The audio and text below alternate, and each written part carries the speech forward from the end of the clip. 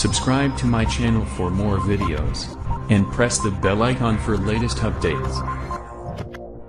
बिस्मिल्लाहिर्रहमानिर्रहीम। Dear student, आज का जो हमारा टॉपिक है वो पिछला जो लेक्चर है जिसमें हमने डिस्कवरी ऑफ वायरसेस को स्टार्ट किया था उसका नेक्स्ट पोर्शन है। तो इस लेक्चर के अंदर हमने कुछ साइंटिस्ट जिन्होंने मज़ीद डिस्कवरी ऑफ वायरसेस में कंट्रीब्यूशन किया उनको आज हम डिस्कस करेंगे। तो लास्ट लेक्चर में जैसे हमने एडवर्ड जेनर का कंट्रीब्यूशन डिस्कस किया था, उसके बाद चार्ल्स चैम्बरलैन का कंट्रीब्यूशन डिस्कस किया था, आज हमने डिस्कस करना है आइवानोस्की। तो आइवानोस्की ने जो काम किया था वो बिल्कुल इस तरह का किया था जैसे हमने चार्ल्स चैम्बरलैन के कंट्रीब्यूशन में डिस्कस किया था। तो आइवानोस्की ने क्या किया कि एक प्लांट देखा जो टोबैको प्लांट था, और टोबैको प्लांट के ऊपर बड़े खूबसूरत से स्पॉट्स, उसके पत्तों के ऊपर बड़े खूबसूरत से वाइट और रंग बिरंगे स्पॉट्स उसको नज़र आए। तो उसने उस डिज़ीज़ का नाम दिया टोबैको मोज़ेक डिज़ीज़। मोज़ेक कहते हैं कि ऐसे रंग बिरंगी चीज़ें जो किसी चीज़ में खूबसूरती पैदा करें और वो कहीं कहीं लगी हो। ठीक है, जैसे फॉर एग्ज़ाम्पल एक पार्टिकल यहाँ लगा हुआ है, एक कलरफुल पार्टिकल यहाँ लगा हुआ है ऐसे। तो ये जो एक खूबसूरत सा पैटर्न बनता है जो कहीं कहीं लगा होता है, इसके लिए हम वर्ड इस्तेमाल करते हैं मोज़ेक। ठीक है, तो उसने ऑब्ज़र्व किया कि जो टोबैको मोज़ेक डिजीज़ है इसका जो एजेंट है वो फिल्टरेबल है। यानी आप ये कह सकते हैं, एक उसने टोबैको प्लांट लिया उसमें से, और ऐसा प्लांट जिसको टोबैको मोज़ेक डिजीज़ हो चुकी थी उसमें से फ्लूइड लिया और फ्लूइड को फ़िल्टर किया, और फिल्टर करने के बाद जो फिल्ट्रेट आया उसको जब हेल्दी प्लांट के ऊपर अप्लाई किया तो उसको डिजीज़ हो गई। तो उसने कहा कि ये वाला एजेंट जो टोबैको मोज़ेक डिजीज़ काज करता है ये फिल्टरेबल है, कि ये फ़िल्टर पेपर से गुजर सकता है। क्योंकि लास्ट लेक्चर में हमने डिस्कस किया था कि जो पोर्सिलेन फ़िल्टर है उसे बैक्टीरिया नहीं पास कर सकते। तो इस वजह से जो फिल्ट्रेट आया होगा आफ्टर फिल्ट्रेशंस, तो वो आप कह सकते हैं बैक्टीरिया फ्री था। लेकिन जब उसको प्लांट पे अप्लाई किया उसने डिजीज़ काज की, तो यहाँ भी उसने एक वर्ड इस्तेमाल किया फिल्टरेबल वायरस। तो वायरस का मतलब यहाँ भी वही है कि ये नुकसान काज करता है, इस वजह से इसको वायरस कहा गया। तो उसकी ऑब्जर्वेशन ये थी वो एजेंट जिसने टोबैको मोज़ेक डिजीज़ काज करनी है वो फिल्टरेबल है। उसके बाद इसका एक्सपेरिमेंट क्या था, ही ऑब्टेन्ड बैक्टीरिया फ्री फिल्ट्रेट, ऐसा फिल्ट्रेट जिसमें बैक्टीरिया ना हो, और लिया कहाँ से, from infected ground of tobacco plant. ऐसा टोबैको प्लांट जो ज़मीन में लगा हुआ था और इन्फेक्टेड था, उस पर टोबैको मोज़ेक डिजीज़ हुई थी, और उस फिल्ट्रेट को जब उसने अप्लाई किया on healthy leaves of plant, filtrate produce the disease. तो यहाँ से इसने वर्ड इस्तेमाल किया कि ये वाला जो फ्लूइड है ये भी फिल्टरेबल वायरस है। उसके बाद इसी तरह का जो फिल्टरेबल प्रोसेस डिस्कवर हुआ कुछ डिजीज़ के लिए, the presence of filter passing and ultra microscope. इसको अल्ट्रा माइक्रोस्कोप क्यों कहा जाता है, क्योंकि ये सिर्फ इलेक्ट्रॉन माइक्रोस्कोप से नज़र आते हैं वायरसेस से। इन विक्टम्स, विक्टम कहते हैं मरीज़ को, काफ़ी और बीमारियां हैं जिनके मरीज़ों से जब फ्लूइड लिया गया तो उस फ्लूइड के अंदर कुछ ऐसे अल्ट्रा माइक्रोस्कोपिक और फिल्टर से गुजरने वाले पार्टिकल थे जो बीमारी काज करते थे, यानी वो भी फिल्टरेबल थे। जैसे फॉर एग्जांपल ये माउथ एंड फुट डिजीज़ जो एक वायरल डिजीज़ है, 1898 में इसका फिल्टरेबल एजेंट डिस्कवर हुआ। उसके बाद येलो फीवर के बारे में 1901 में ये कहा गया कि इसका एजेंट भी क्या है, फिल्टर है। ये वायरल डिजीज़ हैं। उसके बाद बैक्टीरियोफेज, ये आपके बुक में जो टेबल सा बना हुआ है उसमें ये बात लिखी हुई है कि बैक्टीरियोफेज कैसे डिस्कवर हुए। तो बेसिकली जब हम बैक्टीरियोफेज की बात करते हैं तो अक्सर स्टूडेंट जो ही नाम आता है बैक्टीरिया का तो फ़ौरन जहन में आ जाता है कि शायद ये कोई बैक्टीरिया की टाइप है, और जो बहुत ही गलत कॉन्सेप्ट है। तो बेसिकली जब हम बात करते हैं बैक्टीरियोफेज, अगला वर्ड इसके असल डेफिनेशन को रिप्रेजेंट कर रहा। फेज का लफ्ज़ी मतलब खाना। तो ऐसे कोई भी ऑर्गेनिज्म जो बैक्टीरिया को खा जाता है वो क्या कहलाता है, बैक्टीरियोफेज है। लेकिन आजकल का जो मॉडर्न कॉन्सेप्ट वो ये कहता है कि बैक्टीरियोफेज इज़ ए वायरस, ये एक ऐसा वायरस है that infect and replicate in bacterium, जो बैक्टीरियम को इन्फेक्ट करता है उसमें रिप्रोडक्शन करता है। क्योंकि वायरस की करैक्टर हमने डिस्कस किया था लास्ट लेक्चर में भी, वायरस बगैर किसी लिविंग सेल के रिप्रोडक्शन नहीं कर सकता। उसके बाद टोट 1915 के अंदर उसने कुछ ऑब्जर्वेशन की, जिसके बाद उसको अंदाज़ा हुआ कि शायद दुनिया में बैक्टीरियोफेज मौजूद हैं, लेकिन बैक्टीरियोफेज का नाम उसने नहीं दिया। तो सबसे पहले उसने देखा कि एक बैक्टीरियल कॉलोनी है वो टूटना शुरू हो जाती है, अंडरगो लाइसिस।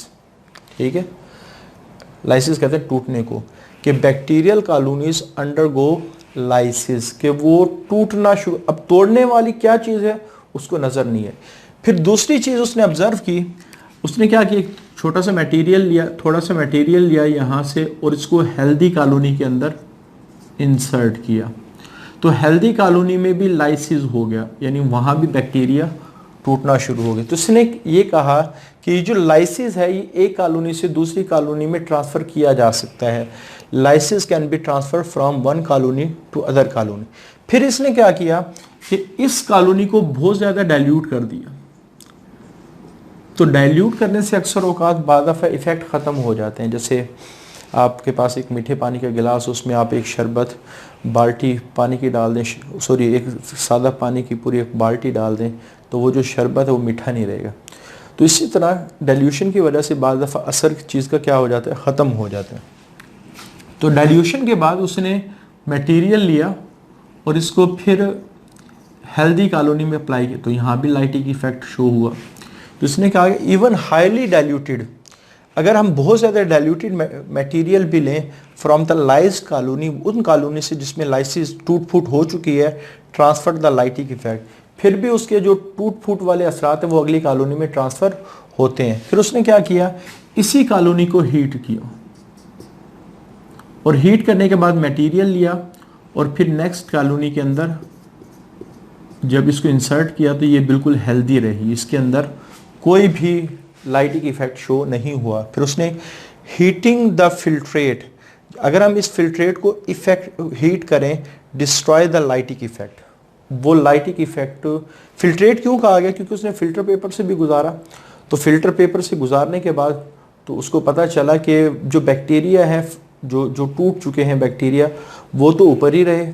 फिल्ट्रेट हमेशा जितने भी ट्रांसफ़र हो रहे हैं दरमियान में फिल्ट्रेशन लाजमी आती, ताकि पुरानी, आप कह सकते हैं पुरानी कॉलोनी के बैक्टीरिया नई कॉलोनी के अंदर ना आए। तो उसने, और आपको पता है जो वायरसेस हैं वो तो वैसे ही फिल्टर पेपर से गुजर सकते हैं। तो जब आखिर में उसने कॉलोनी को जब हीट किया जिसमें लाइसिस हो रही थी, उससे मटेरियल लिया, उसको फिल्टर पेपर से गुजारा, उसके बाद जब अगली कॉलोनी में ट्रांसफ़र किया, दे रिमेन हेल्दी, तो उसको कुछ नहीं हुआ। तो ये उसकी कुछ ऑब्जर्वेशंस थी कि बैक्टीरियल कॉलोनी बाज़ दफ़ा खुद ब खुद टूटना शुरू हो जाती हैं। ये जो लाइसिस है एक कॉलोनी से दूसरी कॉलोनी में ट्रांसफ़र हो सकता है।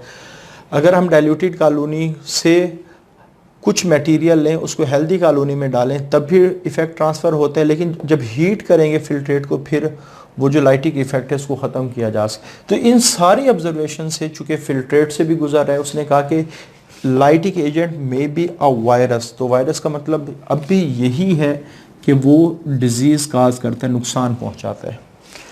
अच्छा, 1917 में डी हेल, इसका जो वर्क है वो इतना फेमिलियर नहीं हुआ। 1917 के अंदर डी हेरेल एक साइंटिस्ट है, उसने इस सारे प्रोसेस को दोबारा रीडिस्कवर किया और फिर उसने उन वायरसेस को, जिसने कहा था कि माइट बी अ वायरसेस, एक स्पेशल नाम दिया जो आज भी मशहूर है कि बैक्टीरियोफेजिस, कि ये एक ऐसे वायरसेस है जो बैक्टीरिया को खा जाते हैं। ठीक है, यानी आप कह सकते हैं ऑब्जर्वेशन पहले टोर्ट ने की, उसके बाद डी हेरेले ने 1917 में इसके लिए एक वर्ड इस्तेमाल किया बैक्टीरियोफेजिस, के ये बैक्टीरिया को खा जाते हैं। ठीक है, अभी तक जितने भी हमारे पास प्रोसेस हो रहे हैं सब में जो वायरस का वर्ड है वो इस्तेमाल हो रहा था एज ए पॉइजन, कि वो डिजीज़ काज करते हैं। फॉर द फर्स्ट टाइम इसने क्या किया, फ्लूइड लिया टोबैको मोज़ेक वायरस से। ठीक है, इस फ्लूइड का नाम आइवानोस्की ने क्या रखा था, टोबैको मोज़ेक डिजीज़ वाले प्लांट से फ्लूइड लिया और इस फ्लूइड का नाम आइवानोस्की ने रखा था फिल्टरेबल वायरस। इसको क्रिस्टलाइज किया, क्रिस्टलाइज करने के बाद इसकी जब केमिकल एनालिसिस किया तो पता चला इसमें दो चीज़ें हैं, न्यूक्लिक एसिड है और प्रोटीन्स हैं।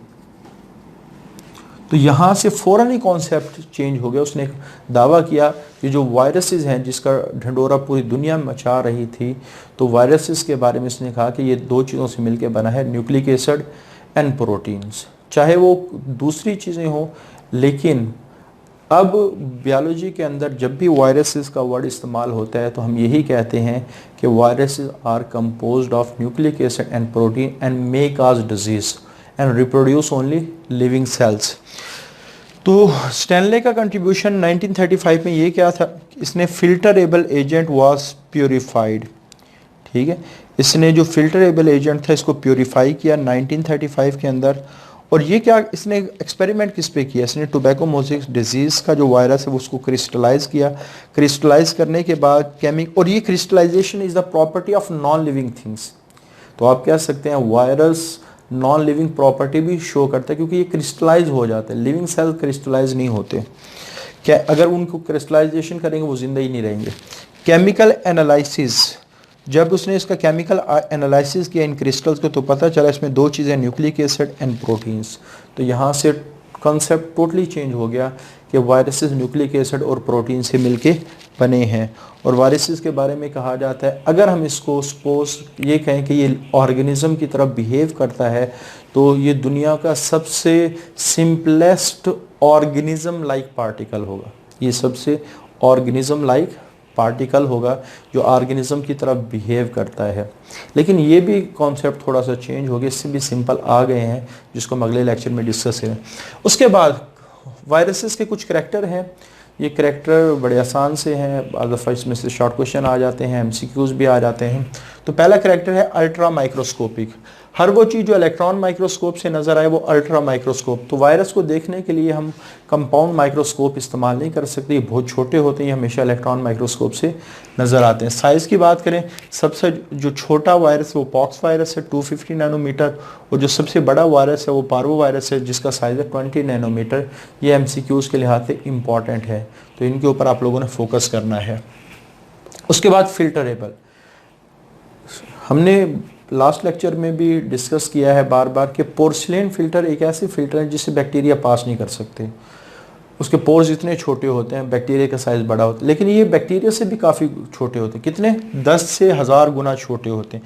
इस वजह से ये फिल्टर पेपर से गुजर सकते हैं जिनसे बैक्टीरिया कैन नॉट पास। तो इस वजह से इनको कहा जाता है ये फिल्टरेबल है। उसके बाद ऑब्लिगेट इंट्रासेलुलर पैरासाइट, ये सबसे इंपॉर्टेंट क्वेश्चन है, अक्सर आ जाता है defined obligate intracellular parasite and give examples, या viruses are obligate intracellular parasite justified, इस तरह के शॉर्ट क्वेश्चन आ जाते हैं। तो सबसे पहले आपने देखना ये है कि व्हाट इज पैरासाइट, कि पैरासाइट कोई भी ऐसा ऑर्गेनिज्म जो दूसरों से फ़ायदा उठाए और बदले में उसको नुकसान पहुंचाए। ऑब्लिगेट का लफ्ज़ी मतलब होता है कंपल्सरी, और ऐसा पैरासाइट जो अपने होस्ट के बगैर जिंदा नहीं रह सकता, ठीक है, इसको हम कहते हैं ऑब्लिगेट पैरासाइट। इंट्रासेलुलर, और ये होस्ट के सेल में जाके रहेगा, होस्ट की बॉडी में नहीं बल्कि होस्ट के सेल में जाके रहेगा। यानी एक ऐसा पैरासाइट जो होस्ट के सेल के अंदर ही जाके रिप्रोडक्शन कर सकता हो, जिंदा रह सकता हो, इस वजह से इसको कहा जाता है ऑब्लिगेट, जिसके लिए ज़रूरी है इंट्रासेलुलर सेल के अंदर का इन्वायरमेंट। पैरासाइट अगर वो नफ़ा उठाना चाहता है, यानी एक ऐसा पैरासाइट है जिसको सेल के अंदर का इन्वायरमेंट ज़रूरी है।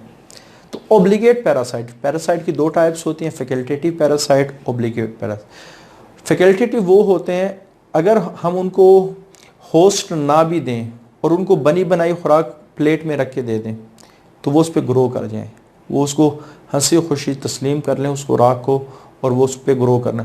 लेकिन ऑब्लिगेट पैरासाइट ऐसे पैरासाइट होते हैं जो होस्ट अगर मर जाए ये भी मर जाते हैं। अगर उनकी रिक्वायरमेंट हम उनको डिश में भी प्रोवाइड कर दें तो वो उसको एक्सेप्ट नहीं करते। उसकी वजह क्या है? जैसे यहाँ वायरसेस के केस में अगर हम, जैसे हमें पता है वायरस की बॉडी को बनाने के लिए दो चीज़ें चाहिए, न्यूक्लिक एसिड चाहिए और प्रोटीन चाहिए। अगर हम इनको प्लेट में रख के प्रोटीन्स भी दे दें, न्यूक्लिक एसिड भी दे दें और इनको कहें भाई आप अपना जो कॉपी है आप इस प्लेट के अंदर बनाएं, तो ये कभी भी नहीं बनाएगा। क्यों? ये जवाब देगा, भाई मुझे नई कॉपी बनाने के लिए सिर्फ मटेरियल नहीं चाहिए बल्कि मशीनरी भी चाहिए। आपने मुझे मटेरियल तो दे दिया है लेकिन मशीनरी नहीं दी, इस वजह से मैं नई कॉपी तैयार नहीं कर सकता। ये लास्ट लेक्चर में भी हमने डिस्कस किया था, वायरसेस के पास अपनी मशीनरी नहीं होती, वायरसेस के पास चीज़ें बनाने के लिए मटेरियल नहीं होता। ये क्या करता है, दूसरे सेल के पास जाता है, उसके अंदर जाता है, उसकी मशीनरी भी इस्तेमाल करता है, उसका मटेरियल भी इस्तेमाल करता है, फिर वो कॉपी बनाता है।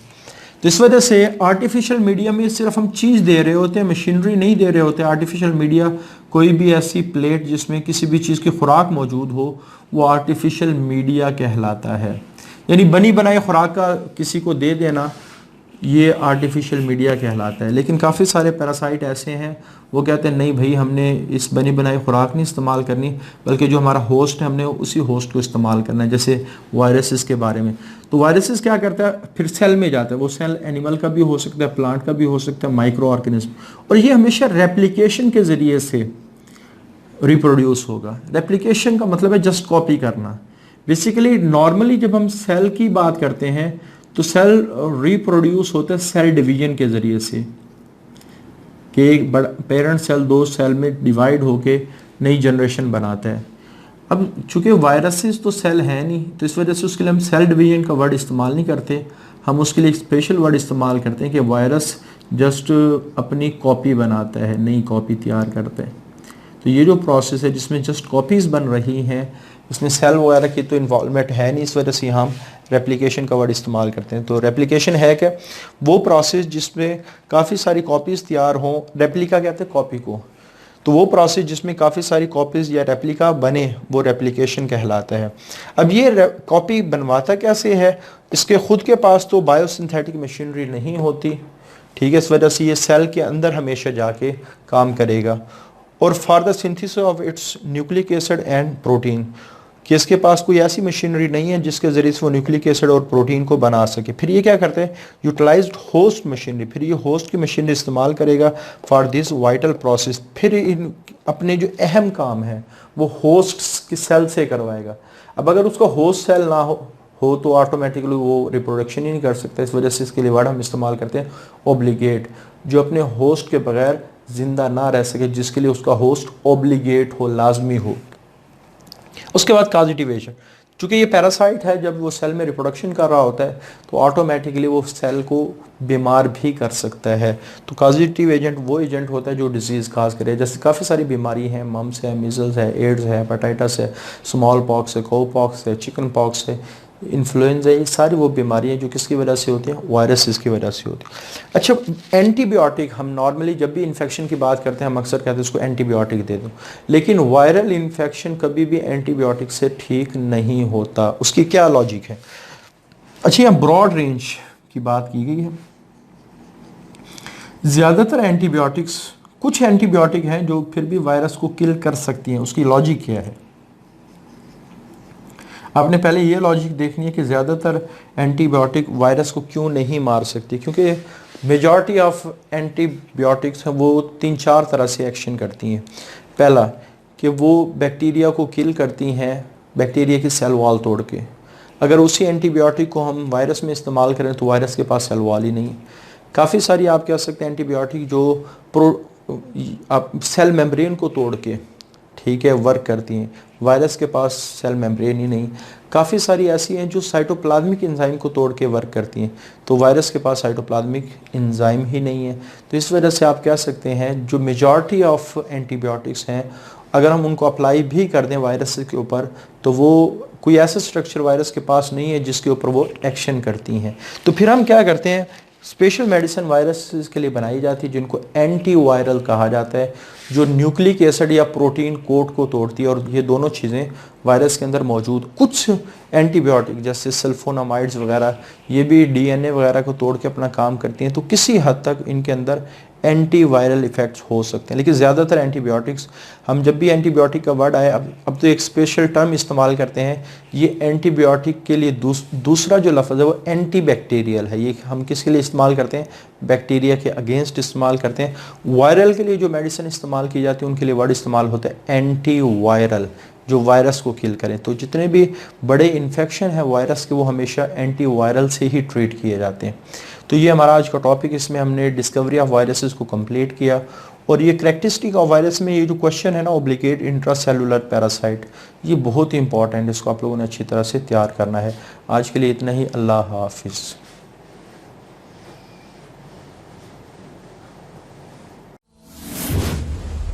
Subscribe to my channel for more videos and press the bell icon for latest updates.